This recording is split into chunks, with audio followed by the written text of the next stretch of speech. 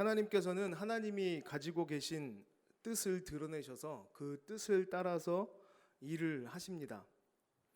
그 계획은 우리의 지식으로는 다 담을 수 없고 그 역사가 크고 길어서 단편적으로 우리가 보고는 파악할 수가 없습니다. 그래서 인간의 이 세상의 역사라는 큰 줄기를 따라서 우리가 앞뒤로 살펴보다 보면 하나님께서 하시는 일들에 대해서 또 하나님이 우리에게 말씀하시고자 하시는 그 뜻에 대해서 발견을 하게 됩니다. 그제서야 우리는 하나님께서 우리를 어떻게 인도하여 나가시는구나, 하나님이 우리를 어떻게 돌보시는구나 하고 깨달을 수 있습니다. 그 깨달음은 하나님의 경륜에 대한 깨달음입니다.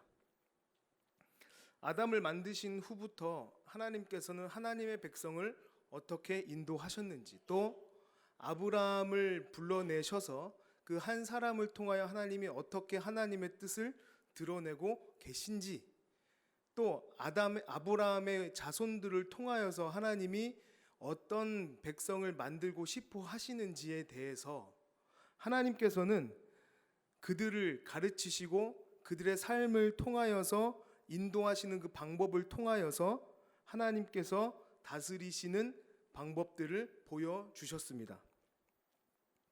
하나님께서는 하나님이 택하신 족속을 통하여서 하나님이 다스리시는 것이 무엇인가에 대해서 말씀하셨습니다. 하나님이 다스리시기 때문에 신이신 하나님께서 다스리시는 정치를 신정정치라고 부릅니다. 그러다가 예수님께서 이 땅에 오신 이후에 교회가 세워지고 왕으로서, 선지자로서, 제사장으로서 이제는 하나님 우편에서 우리를 다스리시겠다 하고 보여주시는 이 그림이 이제 우리에게 있어서는 하나님의 나라라는 이름으로 알려지게 되는 겁니다. 이게 하나님의 다스리심은 한 부분으로 알 수 있는 것이 아니라 하나님의 이 뜻은 성경 전체를 통해서 우리에게 조명이 되고 있는 겁니다. 그렇기 때문에 우리는 하나님 나라의 백성으로 살아가는 이 모범 자세를 알기 위해서 과거의 역사도 알아야 하고, 또 하나님께서 예수 그리스도를 통해서 베푸신 일도 알아야 하고, 앞으로 우리에게 벌어질 미래의 예언들도 배워야 하는 겁니다. 오늘 우리는 그 중에서도 과거의 사건, 하나님이 다스리시던 이 사사시대, 이 사무엘이 있었던 그 시대에 대해서 조금 알아보고자 합니다. 오늘 우리가 읽은 이 사무엘상의 배경을 살펴보면 이렇습니다. 하나님께서 하나님의 작정하심에 따라서 아브라함을 불러내셔서 그 자손으로 하여금 한 민족이 되게 하시고 그들을 애굽에 보내셔서 한 민족 삼으신 후에 그 민족을 또 애굽에서 불러내셔서 가나안 땅으로 보내십니다. 가나안 땅에서 그들이 그 땅을 정복하고 그 땅에서 정착하여 살아가게 하셨습니다. 그때 당시에 이스라엘의 사회 제도는 사사기를 통해서 알 수 있는데, 이 사사 시대의 끄트머리에 살았던 사람이 사무엘이에요. 사무엘은 사사 시대의 마지막 사사입니다. 그리고 사무엘이 살았던 시대는 이스라엘에게 있어서 큰 변화가 찾아온 시점이기도 합니다.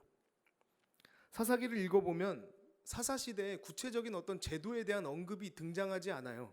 그래서 정해진 조직체가 있다고 생각되지 않습니다. 하나님께서 이스라엘을 다스리신다고 이렇게 그들에게 선포하시고 나서는 이스라엘 사람들이 가나안 족속들의 땅을 정복하고 살다가 그들의 민족적인 위기가 닥쳤을 때 하나님이 특별한 한 사람, 그 사람을 통하여서 그 위기를 극복하게 하십니다. 힘이 필요하면 삼손처럼 힘을 주시고, 또 다스리는 일이 필요하면 지혜를 주셔서 재판하게 하십니다. 문제는 백성들이 이런 배경을 가지고 그들의 마음이 점점 더 하나님을 향하여 신실해지고 충성스러워졌으면 괜찮았을 텐데 점점 해이해졌다는 거예요. 사사시대에는 백성을 가르치는 두 가지의 도구가 있었습니다. 왜 이스라엘 사람들의 마음이 해이해졌을까? 이것을 따지자면 우리는 사람의 근본적인 연약함이 있다고 이야기할 수 있습니다. 우리가 무언가를 자발적으로 합시다라고 외쳤을 때 그것을 자발적으로 해야겠다라고 반응해서 하는 사람이 적은 이유와 마찬가지입니다. 그럴 때는 그 그룹을 인도하는 지도자의 역량이 중요합니다. 책임이 무거우면 무거울수록 그 책임을 지고 능력 있게 일을 해야 할 지도자가 필요합니다. 만약에 그런 상황 속에서 그 무거운 책임을 질 지도자가 잠자고 있으면 그 피해는 고스란히 백성들에게 돌아가게 됩니다. 첫 번째는 가르치는 지도자들입니다. 두 번째 도구는 백성들을 가르치기 위해서 만들어진 모세의 법전이 있습니다.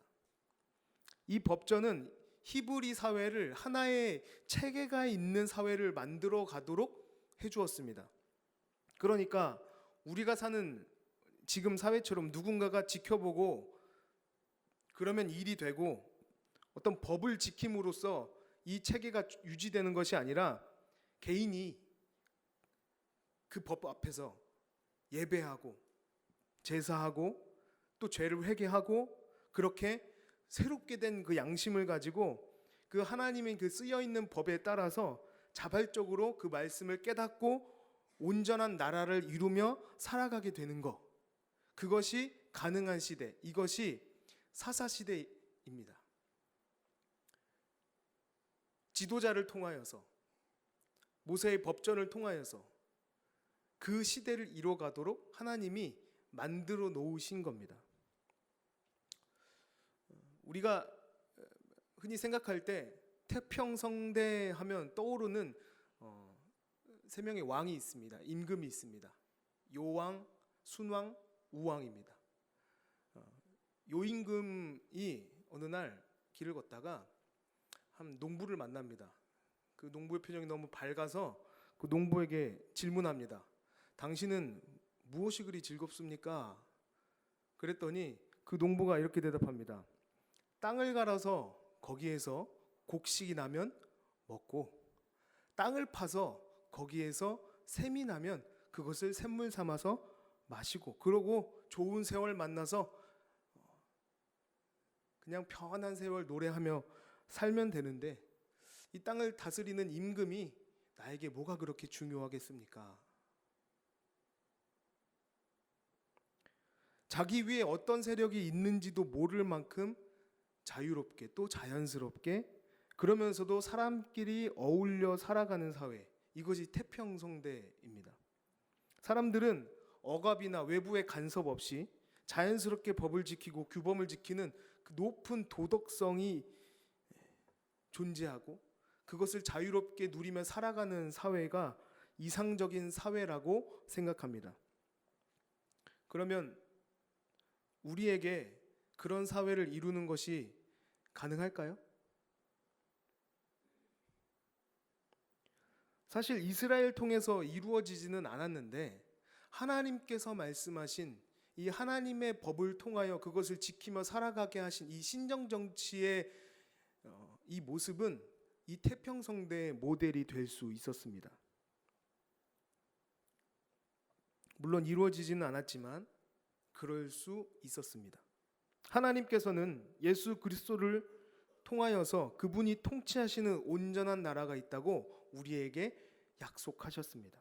그렇기 때문에 그 나라를 기다리는 우리에게는 태평성대가 꿈 같은 일은 아니라는 거예요. 우리가 태평성대를 꿈꾸는 것은 당연한 권리입니다. 오늘부터 우리 신강교회 성도님들도 진정한 태평성대를 꿈꾸시길 소망합니다. 그러면 이렇게 좋은 사회제도인 신정정치를 왜 유지하지 못했을까요? 이스라엘 사람들이 왕을 요구했기 때문입니다. 사사가 다스리는 형태의 이 신정 정치는 주변의 왕정 정치보다 못하다고 여겼기 때문입니다. 히브리인들이 고통받았던 하나의 반복되는 습관이 있었습니다. 그것은 평안한 시절이 되면 어김없이 하나님의 법을 떠났다는 겁니다.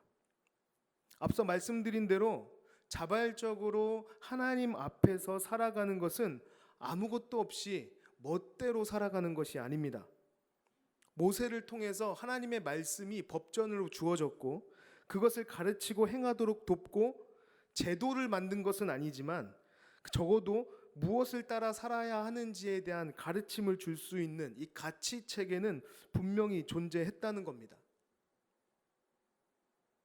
그런데 평안이 찾아오면 어김없이 그것들이 무너졌습니다.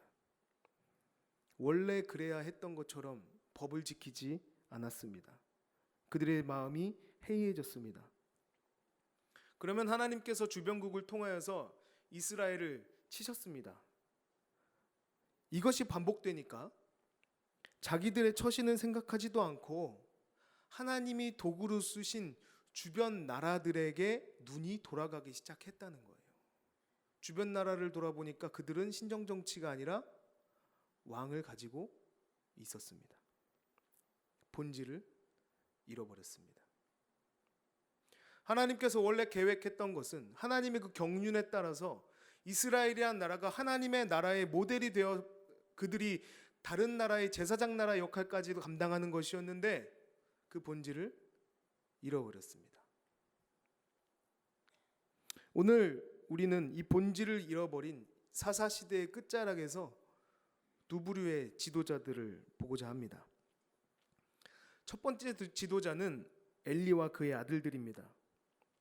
사무엘이 태어났을 땐 이미 엘리가 그때의 제사장의 역할과 사사의 역할을 감당하고 있었습니다. 그리고 엘리 밑에서 실제적으로 제사의 일을 감당하는 사람들은 엘리의 두 아들들인 홈니와 비느하스였습니다.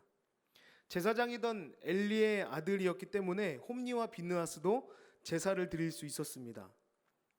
이들이 지도자라면 하나님께서 아브라함을 선택하시고 그와 그 자손을 가나안 땅에 살게 하시면서 그 살게 하신 목적을 잘 깨닫고 또 그 땅에서 그들이 어떤 사회를 형성하고 어떤 목표를 향해서 나아가야 하는지에 대해 가르치는 그 사명을 잘 발휘했어야 하는데도 불구하고 하나님의 경륜을 본인들도 깨달을 뿐 아니라 그들이 깨달은 것을 가르쳐야 하는 역할을 잘 감당해야 했음에도 불구하고 그들은 완전히 타락하여서 그들의 역할들을 잊어버렸습니다. 엘리는 아주 무능했습니다. 98까지 살긴 했지만 그의 마지막은 처참하게 목이 부러져 죽어버렸습니다. 또 그의 아들들에 대해서 성경은 이렇게 기록하고 있습니다. 사무엘상 2장 12절, 2장 17절 같이 보겠습니다. 제가 읽겠습니다. 엘리의 아들들은 행실이 나빠 여호와를 알지 못하더라. 2장 17절에 이렇게 기록합니다. 이 소년들의 죄가 여호와 앞에 심히 크면 그들이 여호와의 제사를 멸시함이었더라. 이들이 불량배가 아닙니다.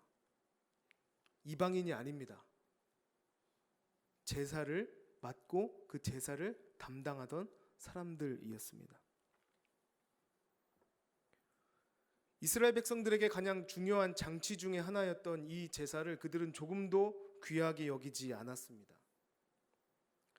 제물을 가지고 온 사람들의 의견과는 상관없이 또 그들이 지켜야 하는 법과는 상관없이 갈고리로 휘휘 저어서 걸리는 것을 꺼내다 먹으면 그만이었습니다. 분향을 해야 번제를 드려야 되는 그 제물을 태우기도 전에 미리 가져다가 제사장께서는 구운 걸 싫어하시니 날 것을 가져다가 구워 드시겠다 했다 하고 그것을 하나님께 분향하기도 전에 자기들이 먼저 가져가는 죄를 거침없이 행했습니다. 제사보다 자기의 안위가 더 중요했던 사람들입니다. 이들은 법을 가르쳐야 할 위치에 있던 사람들인데 법을 가르치기는커녕 자기들도 그 법을 잘 알지 못했습니다. 무지하면 무시하게 됩니다. 간절히 바라건대 우리 신광교회 성도님들께서는 하나님의 법을 알므로 지키시는 분들이 되기를 소망합니다. 이들은 제사법을 모를 뿐만 아니라 백성들조차 지키지 못하게 함으로 악으로 끌고 가는 사람들의 부류였습니다.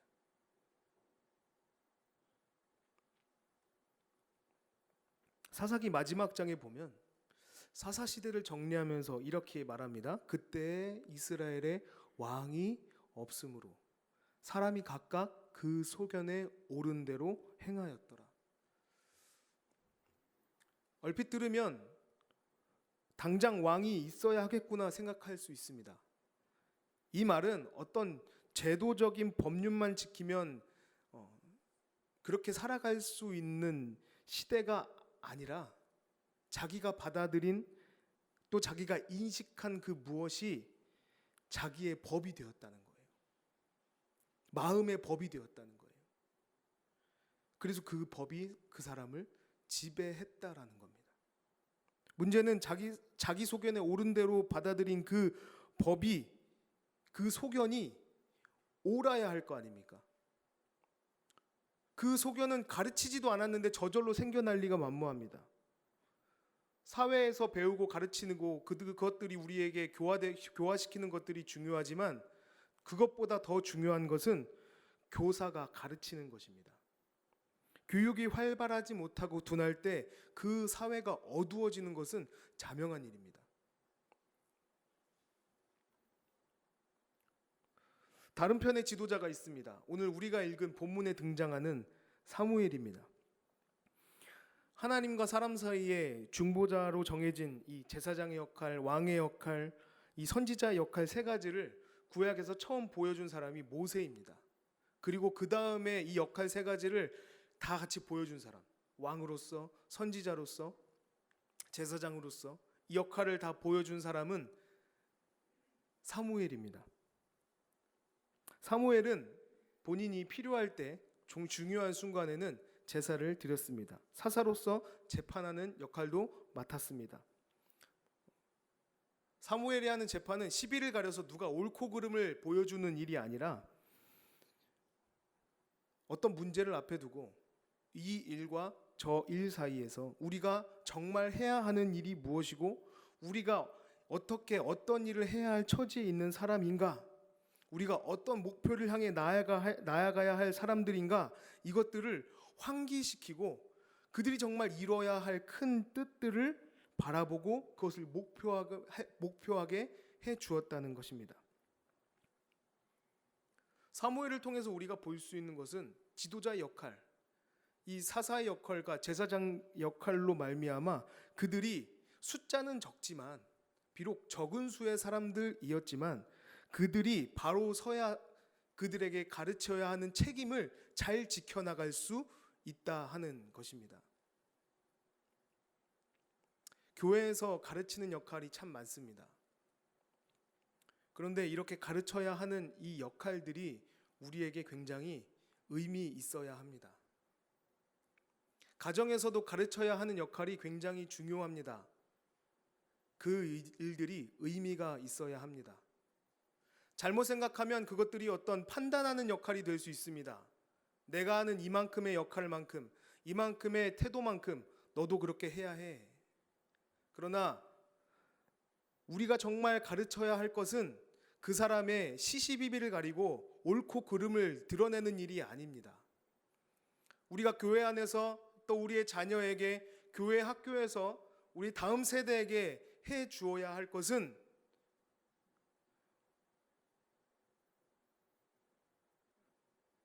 우리가 무엇이고 지금 우리의 처지가 어떻고 그렇기 때문에 우리가 해야 하는 일은 무엇이고 그 일들이 우리가 맡은 역할이 어디로 향해야 하는지를 알려주는 것입니다.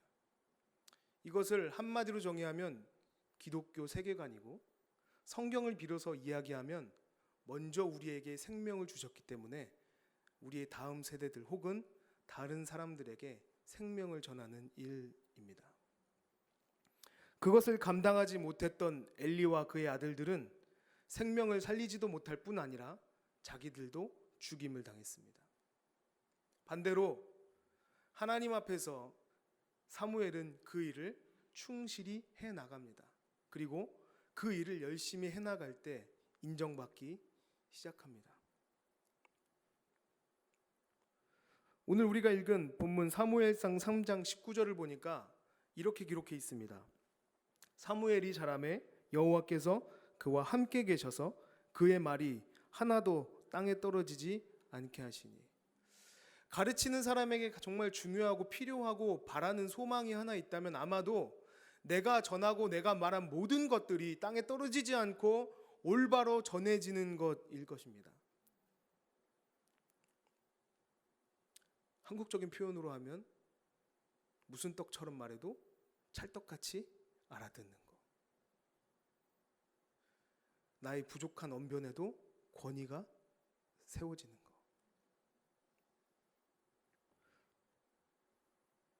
하나님께서는 사무엘의 권위를 세우셨습니다. 그가 말하는 것이 땅에 떨어지지 않았다고 기록하고 있습니다. 그가 가르치는 것이 땅에 떨어지지 않으니까 일어나는 것이 그 다음 절입니다. 사무엘상 3장 20절 같이 읽겠습니다. 단에서부터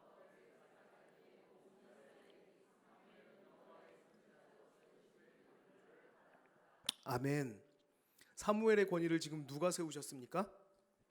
하나님께서 세우셨습니다. 사무엘의 하는 말로 하여금 하나님께서는 그를 선지자로 세웠다는 것을 온 백성으로 알게 하셨다는 것입니다. 사무엘의 권위를 하나님께서 세워주신 겁니다.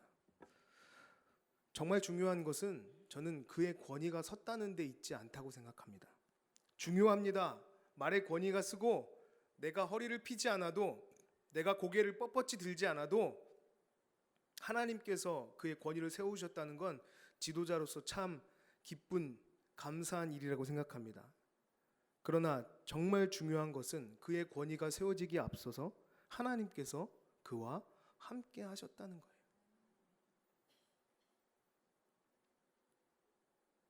우리는 우리의 권위를 세우기 위해서 많은 일들을 합니다. 제도를 이용하기도 하고 때로는 폭력을 사용하기도 합니다. 그러나 성경에 기록된 것을 보니까 권위를 세우는 방법은 내가 하나님과 함께 하는 겁니다. 많은 교사와 부모님들이 자기의 학생과 자녀들 앞에서 건강하게 권위가 세워지기를 소망합니다. 저도 그런 사람 중에 한 명입니다. 그렇다면 우리가 우리의 어깨를 들어 올리는 일에 열심을 품는 것이 아니라 지금 내가 서 있는 이 자리가 정말 올바른 지도자의 자리에 서 있는지를 확인해야 한다고 저는 성경을 통해서 느꼈습니다. 나는 하나님과 함께 동행하고 있는가? 내가 하나님과 함께 하는지, 내가 서 있는 편이 하나님 편이 맞는지부터 살펴보아야 하는 겁니다. 우리 신강교회 성도님들의 자녀들에게 하시는 그 말이, 우리 신강교회 교회학교 선생님들이 각 아이들에게 하는 그 말이 하나도 떨어지지 않게 되기를 소망합니다. 말씀을 정리하겠습니다. 오늘 우리는 본질을 잃어버린 시대의 악한 지도자와 본받아야 할 지도자의 두 부류의 모습을 보았습니다. 하나님의 경륜이 드러내기 위해서 하나님께서 보여주신 한 시대의 그 두 지도자의 모습을 대조해 보면서 우리는 우리의 자세를 생각해 보아야 합니다. 우리는 하나님의 말씀에 얼마나 많은 해박한 지식을 가지고 있습니까? 무지하면 무시합니다. 저는 이 말씀을 한 해를 시작하는 1월 달에 할 수 있음에 감사드립니다. 성경 365도 운동 아직 신청받고 있습니다. 제가 간절히 바라기는 엘리와 그 아들들이 걸었던 그 길을 따르지 않길 소망합니다. 제사장의 역할을 하지 않은 게 아닙니다. 했습니다. 그러나 틀렸습니다. 알지 못했기 때문에 그는 틀렸으면서도 돌이키지 못했습니다. 우리가 성경을 읽어야 합니다. 되도록이면 자세하게, 꼼꼼하게, 세세하게 읽어내야 합니다. 눈이 침침해서 읽을 수 없다면 듣기라도 해야 합니다. 그러면 잘못된 길에 들어섰을 때 성령님께서 우리를 지도하실 줄 믿습니다. 엘리와 그 아들들의 길을 걸으면 안 됩니다. 더불어 하나님께서 함께 하시기를 간구하는 오늘 기도의 시간이 되길 소망합니다. 어떤 제도나 형식이 정해져 있어서 우리가 그리스도인으로 살아가는 그런 제도에 따라서 살아가는 형태가 아니라, 형식이 아니라 하나님 말씀 앞에서 날마다 새로워지고 그 말씀이 우리를 지도하신 일에 반응하여서 하나님을 의지하여서 나는 겸손하나 하나님께서 우리의 권위를 세우시고 나는 우둔하나 하나님께서 우리의 말에 힘을 더하시기를 간절히 구하는 오늘 밤이 되기를 소망합니다. 기도하겠습니다.